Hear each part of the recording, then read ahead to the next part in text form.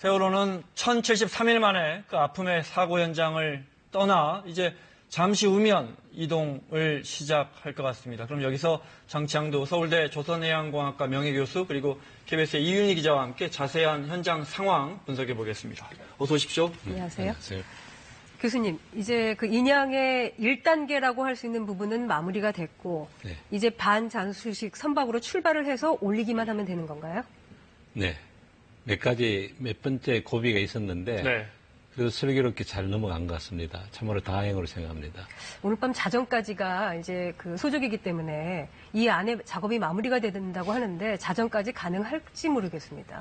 현재 진행 상황으로 봐서는 뭐 가능하다고 보여집니다. 네. 특별한 어려움이 발생하지 않나. 이 기자, 지금 남은 상황 개략적으로 좀 설명을 해 주신다면요. 네, 이제 잠시 뒤에 아마 밤 잠수선까지 이제 이동을 네. 할 겁니다. 근데 이제 이 과정에서 제일 정부가 신경을 쓰고 있는 게 조류입니다.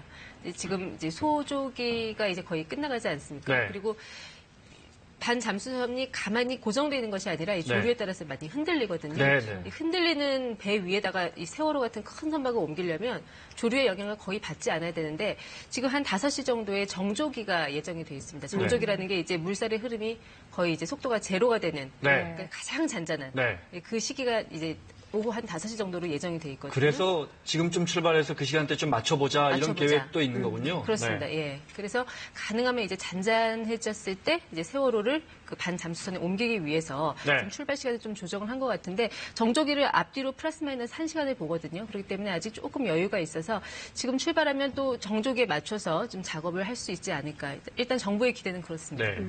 그런데 반잠수식 선박이 어제는 1km 정도 떨어진 곳에 있었는데 네. 오늘은 이제 3km까지 빠졌단 말이에요. 그거 역시 조류 때문에 그렇습니다. 때문에, 예. 네. 아무래도 그 3km 그 벗어난 그 지점이 조금 더 조류가 안정적이라고 판단을 해서 네. 갑작스럽게 좀 장소를 변경한 것 같습니다. 그러니까 조금 멀리 가더라도 가급적 물 흐름이 없는 곳에서 작업을 하겠다 이런 뜻이군요. 네.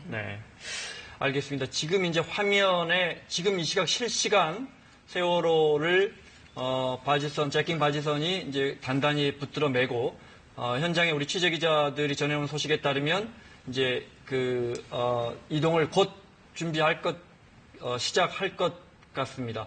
닻을 한 16개인가요? 네. 밑으로 내리고 있다 고정해 놨다가 지금 아마 15개 거의 다 풀어놓은 것 같고 이제 곧 출발을 시작할 것 같습니다. 교수님 어떻게 해서 반잠수식 선박에 올리는지 다시 한번 그래픽 보면서 설명을 좀 해주시면요. 네. 네.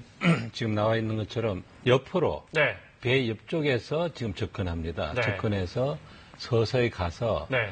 그 선폭이 63m거든요. 네. 그러니까 반잠수선의 선폭은 63m고 이제 세월호는 29m 정도 되죠. 네. 거기다 이제 리프팅 빔까지 생각하면 한 30m 좀 넘는데 다행히 그 여유는 조금 있는 것 같습니다. 네. 그 대신 길이 방향은 그다지 여유는 없고요. 네. 길이 방향은 길이는 한 160m 정도 되죠. 예. 네. 그래서 세월호가 146m니까 네.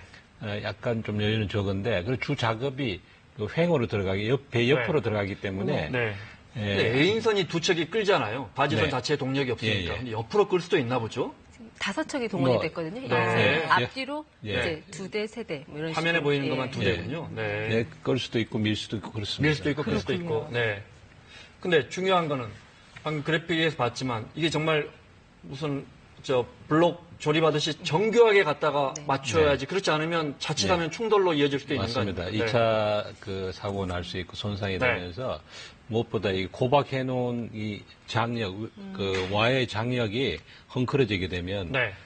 좀 안정성이 깨지기 때문에 네. 아주 굉장히 그 정밀을 요구하고 네. 아주 조심조심 작업을 해야 될 것 같습니다. 그래서 정확하게 그 위치에 가져간 가서 다음에 반잠수식 선박이 떠오르면 그러면 자동으로 이제 세월호가 물 위로 올라오게 위로 되는. 완전 반잠수식 거죠? 선박이 떠오를 네. 수도 있고 네. 또 내려놓을 수도 있는데 네. 어느 쪽을 택할지는 지금 확실치는 않은데요. 네. 그 선박이 떠오를 때는 네. 제가 대충 계산해 보니까 한 2만 톤을 배수를 해야 되더라고요. 네. 근데 2만 톤 정도 배수하려면 좀 시간이 걸리지 않겠느냐. 네. 그래서 그쪽을 택할지 일단 정부에서는 네. 반잠수선에 그 물을 빼서 물을 위로 빼면 위로 고사시켜서. 떠오르잖아요. 네. 네, 그렇게 해서 이제 세월호를 올린 다음에 네. 예, 그다음에 이제 또 세월호에 물을 또 빼는 2차 네. 배수 작업이 있습니다. 세월호의 물이라는 건 이제 기본적으로 들어가 있는 물이 있을 것이고 네. 예, 예. 평행수 같은 것도 있을 것이고 예. 그럼 어느 정도나 예상을 하시는 거예요? 중량을.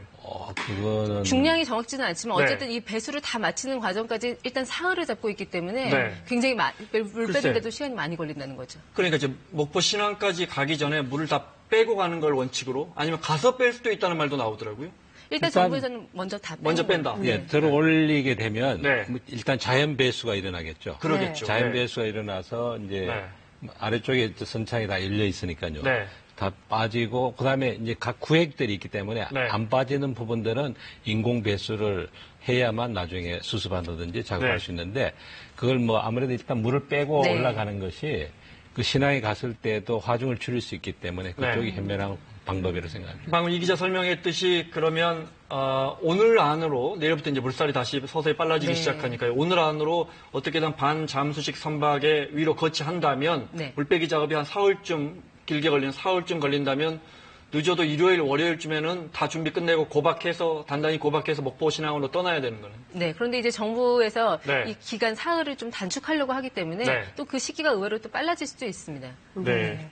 근데 밤새 그 인양이 중단이 됐었잖아요. 네. 차량을 싣고 내리는 그 네. 출입문이 열려 있어가지고 그걸 또 절단 작업을 하고 했는데 네. 이게 왜 문제가 됐던 건가요? 그 램프라는 게 이제 보면 배는 사람도 타지만 차량도 타지 않습니까? 네. 차량이 탈 때 그 육지하고 배를 연결해주는 다리 역할을 해주는 건데 네. 이 다리 역할을 하다가 이제 차가 들어가면 이렇게 닫히면서 출입문 역할까지 이제 같이 하는 네, 거죠. 네. 근데 그 램프가 이게 떨어져 있었던 거를 뒤늦게 발견을 한 겁니다. 아예 분리가 된 게 아니라 약간 이렇게 네. 덜렁덜렁 달려 있었던 거예요. 그 네. 세월호예요. 그 바닥에 잠겨 바닥에. 있어서 잘 못 봤다. 뻘에 이제 뻘에, 네, 네. 이게 깊숙이 파묻혀 있어서 이걸 아, 못 봤다가 그걸 뒤늦게 올리는 이제 과정에서. 올리는 과정에서 이제 발견을 했는데 네. 이게 문제가 되는 게 반잠수식 선박도 물 아래 한 13m까지 이렇게 높이가 13m 정도 되거든요. 네. 이제 세월호가 그 안에 싹 들어가려면 그 높이가 이제 13m를 네. 넘으면 안 되는 건데 아. 지금 세월호가 22m인데 위에 지금 13m 올라와 있지 않습니까? 네. 그럼 밑에는 9m가 남아 있겠죠. 네. 근데 9m에다가 만약에 램프까지 이렇게 붙어서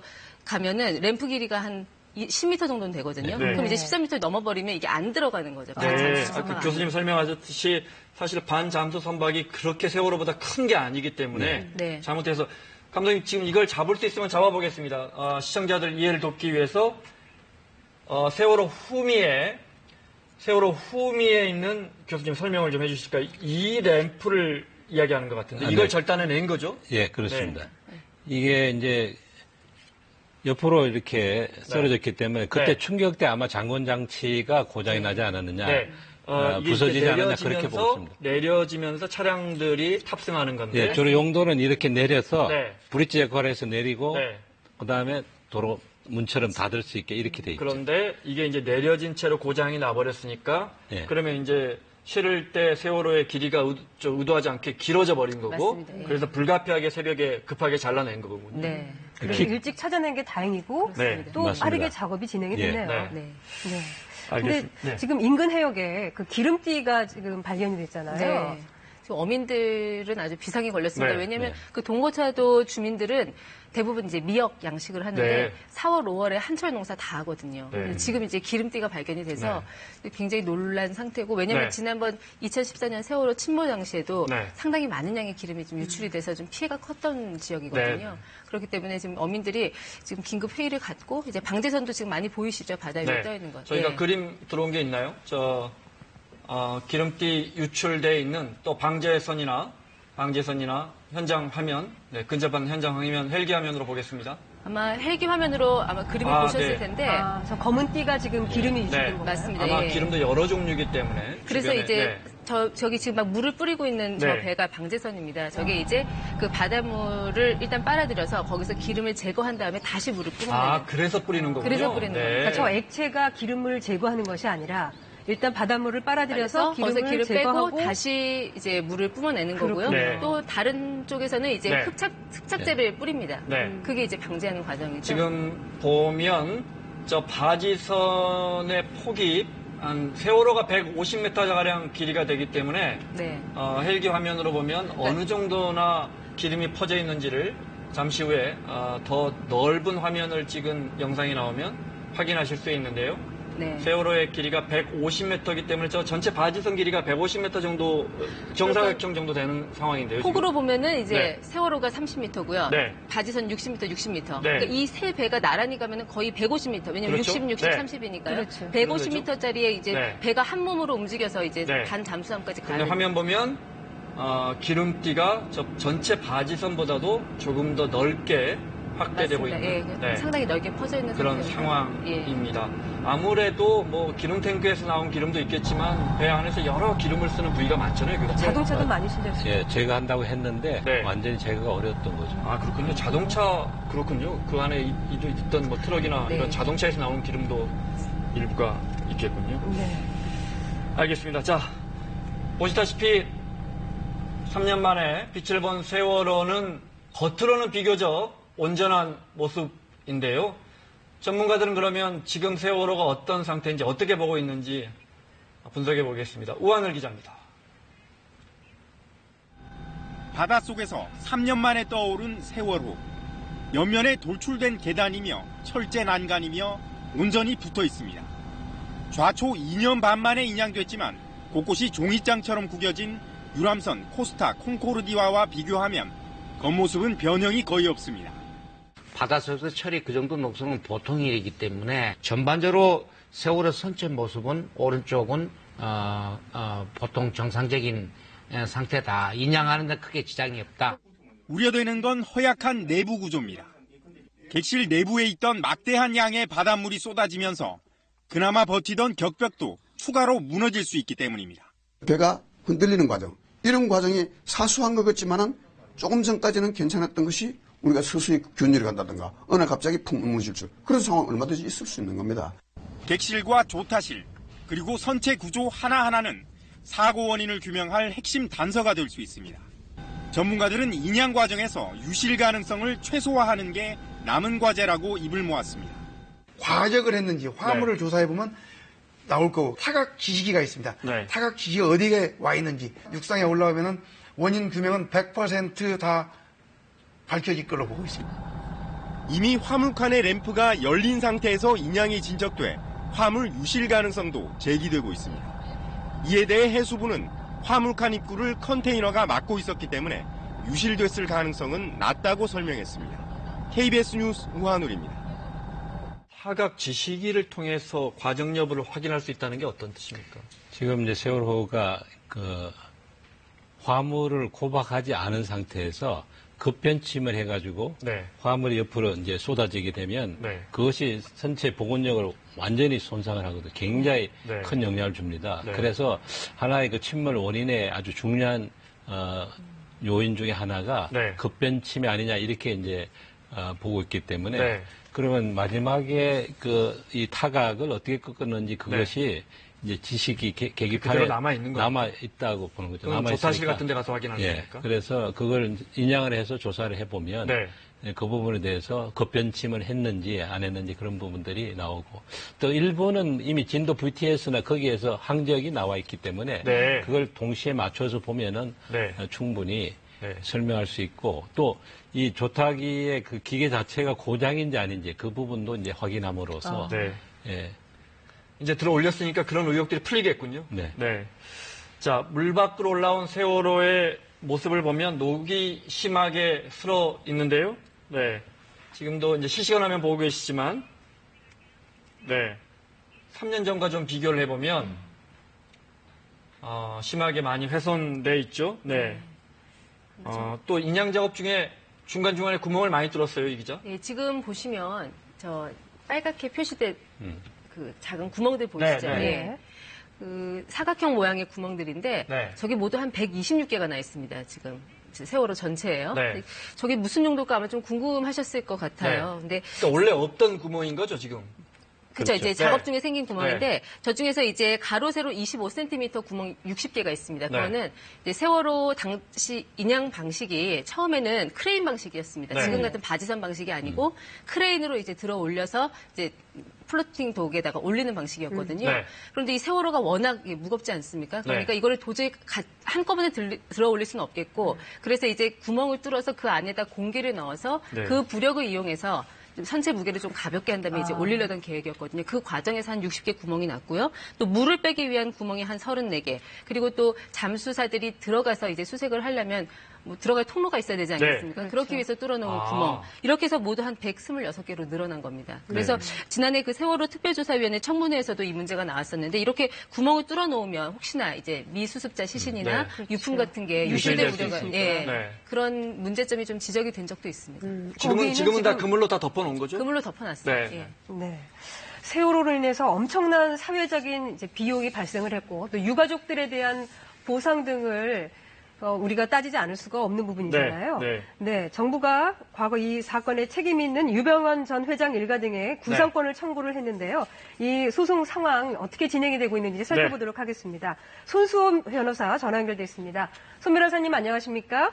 네, 안녕하세요. 자, 하나씩 피의자들 살펴보겠습니다. 세월호 참사로 가장 큰 책임 선상에 있던 이준석 선장은 대법에서 살인죄가 최종 인정이 됐죠? 네, 그렇습니다. 1심에서는 징역 36년형이 선고되었는데요. 네. 하지만 당시에는 살인죄는 인정이 되지 않았고요. 하지만 이제 항소심에서 살인죄가 인정이 되면서 무기징역형으로 형량이 올라갔고요. 2015년 11월에 이 무기징역형이 대법원에서 확정이 됐습니다. 그러면서 최선 관련된 조치를 하지 않은 점, 또 구조 행위를 하지 않은 점이 모두 부작위에 의한 살인죄로 인정이 되었고요. 또한 살인죄의 미필적 고의까지 인정되었기 때문에 굉장히 이례적이지만 부작위에 의한 살인죄가 인정되어서 현재 무기징역형을 선고받고服役 중입니다. 네. 나머지 세월호의 1, 2, 3등 항해사들, 그 많은 승객들을 남기고 먼저 탈출한 사람들은 어떤 처벌을 받았습니까? 네. 기타 그 선원들도 형사처벌을 받기는 했는데요. 하지만 이제 그 유기치사 또는 업무상 과실치사상 등등으로 징역형을 선고받았습니다. 하지만 형량은 국민들께서 생각하시는 것만큼 높지는 않았는데요. 징역 12년을 선고받은 세월호 1등 항해사, 또 2등 항해사는 7년형을 선고받았고 기관장은 10년형을 선고받았습니다. 나머지 승무원들도 처벌을 받았는데요. 징역 1년 6월에서 3년 사이에 실형이 확정된 상태입니다. 네. 그 사고 초기에 아주 무책임한 구조가 이 인명피해를 굉장히 키웠는데요. 실제로 법적 책임을 진 사람은 굉장히 드물어요. 해경 정장에 대해서만 징역 3년형이 확정이 됐죠? 네, 그렇습니다. 굉장히 많은 공무원들이 기소가 되었고 재판을 받았습니다만 법원에서 유죄 판결을 받은 경우는 사실 찾아보기가 드문데요. 실제로 지금 말씀하신 대로 당시 그 현장에서 구조 작업을 진행하였던 김경일 해경 1, 2, 3 정장만 유죄 판결을 선고받았습니다. 업무상 과실치사상죄였고요. 또한 형량은 징역 3년인데요. 그 외에 세월호의 이상을 포착하지 못했던 그 진도 VTS 센터장도 무죄 판결을 선고받았고요. 또 세월호의 증설 일과 과정에서 뇌물을 받은 것으로 기소되었던 기타 여러 해양항만청 간무 등 여러 공무원들도 전부 다 무죄가 선고되었기 때문에 세월호 승무원과 선장은 형사처벌을 받았지만 기타 공무원들에 대해서는 김경일 전 정장 말고는 형사처벌 받은 사례를 찾아보기가 어려운 상황입니다. 네. 그쪽은 어떻습니까? 세월호 실소유주 유병헌 전 회장 일가에 대한 수사가 아직도 진행 중인 걸로 아는데요. 네, 그렇습니다. 실제로 유병헌 전 회장 같은 경우에는 결국은 그 도주 중에 사망하였기 때문에요. 형사처벌을 받지 않고 당연히 이제 그 공소권 없음 처분으로 종결이 되었습니다. 유일하게 형사처벌을 받은 일가는 바로 장남 유대균 씨인데요. 이제 징역 2년형을 선고받았습니다. 그런데 그게 그 횡령 그리고 또 배임이었고요. 이렇게 그 처벌받았습니다만 기타 유선나 씨 같은 경우에는 지금 현재 프랑스에서 이제 우리나라 송환 관련된 조치를 계속 취하고 있으며 현재 맡고 있는데요. 아직까지 소송 중이기 때문에 언제 송환될지는 좀 더 지켜봐야 될 것 같고요. 기타 다른 자녀들 같은 경우에는 현재까지 어디에 있는지 좀 종적이 좀 확인되지 않고 있기 때문에 네. 유병헌 일가에 대한 형사 조치는 국민들의 기대만큼 신속하게 이루어지지는 않고 있다고 할 수 있습니다. 네. 방금 화면에 장남 유대균 씨였고요. 그러면 손 변호사님, 결과적으로 사실 세월호 자체에서도 과적이라든지 수많은 과실이 이번 사고의 결정적인 원인이 됐었는데 유병헌 전 회장 일가가 책임진 것은 장남의 징역 2년형이 다인가요? 지금 희생자가 300명이 넘는데요.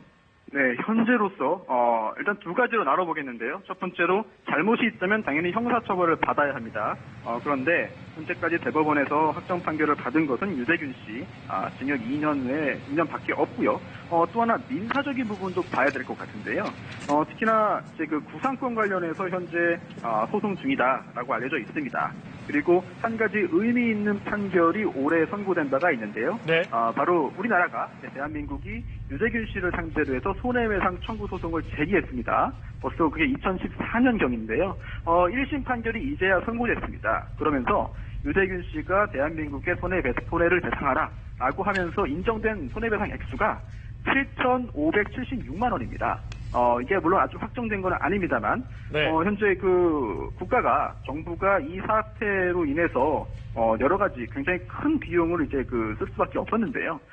일가가, 유병헌 씨의 일가에서, 손해배상을 구상을 해야 되는데, 국가에 대한 손해배상을 해야 되는데, 그 액수치고는 너무나 경비한 거 아니냐, 너무나 작은 부분 아니냐, 네. 하는 인상을 지우기 어렵습니다. 그러니까 물론 더 재판을 지켜봐야겠지만은 1심에서 유병헌 전 회장 일가가 우리 정부가 청구한 구상권에 의해서 배상할 금액은 8천만 원 정도밖에 안 된다 이 말씀이시군요. 그렇습니다. 현재로서는 그런 상황이고요. 네. 혹시라도 유병헌 씨 일가가 보유하고 있는 다른 차명 재산이 실제로 유병헌 씨 일가의 재산이다. 그리고 또 유병헌 씨 일가가 잘못이 있고 국가에 대해서 손해배상을 해줘야 한다라는 판결이 모두 다 선고된다면 그 이상의 금액을 이제 배상 받을 수도 있겠습니다만 네. 현재로서는 쉽지 않아 보입니다. 왜냐하면 유병헌 씨가 굉장히 많은 재산을 가지고 있는 것으로 알려져 있었습니다만 기타 차명 재산이 굉장히 많고요. 또한 또 기타 다른 관련사의 계열사의 법인 재산으로 되어 있기 때문에 네. 넓은 의미에서는 유병헌 전 회장 일가의 재산이라고 표현을 할 수 있겠습니다만 엄밀히 볼 때 법적으로 국가가 손해배상을 청구해서 국가가 손해배상을 받을 수 있는 재산이냐라고 본다면은 법적으로 여러 가지 문제점들이 있습니다. 네. 알겠습니다. 자, 손수호 변호사와 함께 세월호 사고에 직접적인 책임이 있는 피의자들의 법적 처벌, 책임 어디까지 왔는지 살펴봤습니다. 고맙습니다. 네, 감사합니다. 네. 교수님, 이제 반잠수식 선박으로 세월호를 올리게 되면 목포 신항으로 출발을 하게 되잖아요. 네. 거기까지는 어떤 위험이 없겠죠? 거리가 87km나 네. 되거든요. 근데 팽목항은 사실은 27km입니다. 네. 그래서 팽목항으로 가지 않고 왜 먼 그 데를 부분도 가느냐. 궁금했었어요. 네. 근데 사실은 수심이라든지 이런 것 때문에 이 배가 접근하기에는 좀 합당치 않아요. 팽목항은. 그 다음에 네. 작업 공간이 좀 부족합니다. 또 한 가지는 신항 쪽은 굉장히 고강도 콘크리트에서 원래 철제나 이런 걸 내릴 수 있도록 네. 다 기초 인프라가 되어 있는 시설인데 지금 10,000톤이나 되는 엄청난 무게를 내려놓았을 때 이걸 바닥에 감당을 해야 되거든요, 기초가. 네. 그런 의미에서 보면은 좀 시간이 더 걸리더라도 여러 가지 면에서 신항 쪽으로 가는 쪽이 네. 합당한 것 같습니다. 그 대신 지금 내일부터 날씨가 좀 나빠진다고 그래서 좀 염려가 되는데 가는데 며칠 좀 시간이 걸리기 때문에 아마 조심조심 운행을 해야 될 것 같습니다. 네. 정부 소식통에 의하면 4월 초라고 했는데 조금 당겨질 수도 있다고 하는데 이 기자, 우리가 지금 이제 안에 있는 물을 모두 빼는데 길면 4월까지도 걸린다고 했잖아요. 네. 그러면 출발을 가늠해 보면 다음 주 월요일, 늦어도 화요일이란 말이죠. 네. 근데 목포 신항까지는 10시간 정도 예상하고 있죠. 10시간 정도 그렇죠. 예상하고 늦어도 하루면 갈 거란 말이죠. 그럼 그렇게 되면 다음 주 중순쯤엔 도착하는 거 아닌가요? 왜 4월 초순이 나오죠, 계산이? 네, 이제- 옮긴 다음에 이제 네. 육상으로 거치하는 그 그 과정이 기간인 또 거죠. 오래 걸립니다. 왜냐하면 네. 세월호 규모가 워낙 크잖아요. 네. 네. 그런데 이제 바퀴가 여러 개 달린 그런 차량용 모듈, 이거를 트랜스포터라고 하는데 그 네. 위에 올리는데 그 위에 올리는 과정도 또 시간이 상당히 많이 걸린다고 합니다. 네. 그렇군요. 그 과정은 어떻습니까? 일단 또 이 반잠수선에 실은 다음에도 네. 고박을 해야 되기 때문에 네. 이 유동하지 않도록 잘 묶어줘야 되거든요. 네. 그래서 그런데도 아마 작업하는데 시간이 걸릴 거고 네. 또 배수를 완전히 한 다음에 간다면 또 시간이 걸릴 겁니다. 네. 그다음에 트랜스포터라는 건 이제 조선소에서 많이 쓰는 그건데요. 그러니까 이 배 전체를 조금씩 밀어내서 거기에 네. 얹어서 이제 그 안으로 끌어들이는 그런 과정이기 때문에 네. 상당히 느리게 진행이 됩니다. 네. 워낙 무거운 중량을 갖고 있기 때문에. 네. 네. 자, 화면은 지금 실시간으로 제킹 바지선에 연결되어 있는 세월호의 지금 이 시각 근접 화면 보고 계십니다. 예인선이 5척이 끌고 반잠수 선박으로 이동 중인데 워낙 천천히 이동하고 있기 때문에 육안으로는 잘 확인되지 않는 것 같습니다. 자, 지금 이 시각 실시간 화면 세월호의 모습 보고 계십니다. 잠시 후에 이제 반잠수 선박에 도착하면 위로 올려지면 수면 위로 떠 올리게 됩니다. 아직 출발한 것인지 확인되는 대로 알려드리도록 하겠습니다. 자, 이 기자. 네. 말씀하신 것처럼 모든 게 순조롭게 된다면 육상의 이제 목포 신항의 거치가 된다면 이제 국민들은 가슴 졸이고 네. 이제 미수습자들을 우리가 잘 찾아낼 수 있을지 지켜볼 거란 말이죠. 네. 어떻게 전망합니까? 일단 정부는 이들의 그 유해가 뭐 바다에 있을지 아니면은 배 안에 있을지 두 네. 가지 가능성을 다 열어놓고 육지, 바다 그야말로 네. 그 수륙 양동 작전으로 네. 수색에 나서겠다는 계획을 갖고 있는데요. 일단 오늘 세월호가 이 사고 현장을 떠나게 되면 그 주변 해역에서 먼저 네. 그 유류품이라든지 혹시나 있을 그 미수습자 이런 것들을 찾는 그런 작업이 진행이 될 거고요. 네. 선체 수색은 아마 목포 신항으로 이동한 다음에 그러니까 이제 세월호가 육지로 옮겨진 다음에 그 다음부터 이제 시작이 될 텐데 네. 정부는 일단 생존자 증언 등을 토대로 해서 대략 있을 만한 위치를 어느 정도는 예상을 하고 있습니다. 아마 네. 그 부분을 중심으로 수색이 이루어질 것 같은데 문제는 수색 방식입니다. 정부에서는 이제 객실을 분리해서 이게 지금 누워져 있기 때문에 네. 이거를 객실을 분리해서 세워서 수색을 해야 된다는 입장이지만 또 유족들 일부는 그렇게 되면은 이 선체가 훼손이 있을 네, 수밖에 네. 없고 그러면 또 원인 규명에도 영향을 줄 수 있기 때문에 그 방법은 받아들일 수 없다고 주장하고 있기 때문에 이 양측의 이견을 조율하는 과정도 필요해 보입니다. 그 부분이 정리가 돼야 이제 수색이 들어가겠네요. 네. 어려운 질문입니다. 교수님 보시기에 미수습자 대부분 찾을 수 있다고 보십니까? 그렇게 희망하고 싶습니다. 네. 그렇게 되도록. 근데 수습을 제가 보기에는 이제 이걸 위에 객실 부분을 네. 일단 절단을 해서 선박을 바로 세우는 그쪽을 해수부에서 이야기했을 때 이제 일부 유가족 쪽은 반대를 하고 네. 또 이 미수습자 가족들은 막 하루가 급하니까 네, 네. 어떻게 해서라도 해달라 이런 이야기, 의견이 갈려 있는데 이 부분은 참 조작이 힘든 부분이죠. 그래서 제 생각에는 일단은 선체를 손상하지 않고 최대한 수습을 해보고 그다음에 도저히 수습이 다 안 됐을 때 그때는 아무래도 서로 상의해서 선체를 지금 객실 쪽은 3년이 있으면은 주로 알루미늄이나 샌드위치 파넬이기 때문에 네. 굉장히 빨리 상합니다. 네. 그래서 거의 힘을 받지 못하는 그런 상태. 원래가 경량 객실이나 구조입니다. 격벽 이런 위쪽은 부분들이, 네. 원래가 경량 구조예요. 네. 강력 구조는 그 밑에 네. 아래쪽 선체 부분입니다. 네. 이 부분을 좀 잡을까요? 네. 이 부분을 좀 잡아주시면 설명 듣도록 하겠습니다. 그래서 객실 네. 위쪽은 경량 구조, 아주 가벼운 구조이기 때문에 네. 원래 거주를 위한 거지 선체가 외력 파도에 의해서 견딜 수 있도록 만든 네. 건 아니거든요. 그래서 그 부분을 분리를 하고 그다음에 선박을 이제 누워 있는 것을 옆으로 쓰러져 있는 것을 바로 세워서 수습을 하는 쪽이 좋다 하는데 네. 일장이 일단 있습니다. 또 이게 사실 바로 세우는 과정에 네. 다시 새로운 화물이 쏟아지면서 다시 또 유류품이나 네. 이런 부분들이 다시 또 네. 덮이게 되니까 그 부분은 아마 좀 수습을 1차 해보고 네. 안 됐을 때 다시 그 방법 대책을 상의해서 네. 사회적 합의에 도달한 다음에 아마 네. 진행을 해야 될 것으로 생각합니다. 알겠습니다.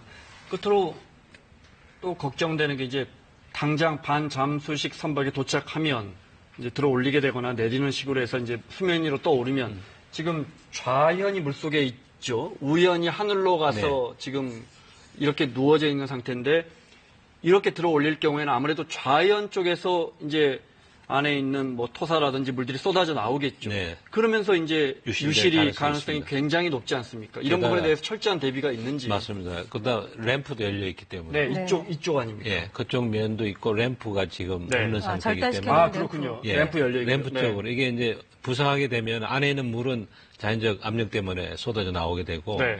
근데 그런 부분들이 좀 염려되는데 해수부에서는 아마 컨테이너가 막고 있으니까 네. 그냥 유실 안 될 거라고 그렇게 이제 관측은 하고 있는데 네. 차라리 그렇게 됐으면 좋겠습니다. 또 이렇게 물이 빠져나오면서 그 격벽이라든가 이런 것들이 무너질 또 위험도 물론 있거든요. 그것도 있습니다. 네. 지금 위에 객실 쪽은 약하기 때문에 네. 아래쪽은 3년 동안에 그렇게 많이 부식이 진행되지는 않을 거라고 보고요. 네. 배는 한 30년 정도는 충분히 해수에서 견디도록 설계가 되어 있습니다. 기본적으로 미 수습자들이 있을 걸 예상되는 객실 쪽은 구조물들이 약하다 이 말씀이시죠. 네. 여기까지 듣도록 하겠습니다. 자, 장창두 서울대 조선해양공학과 명예교수 그리고 KBS의 이윤희 기자와 함께했습니다. 자세한 설명 고맙습니다. 고맙습니다.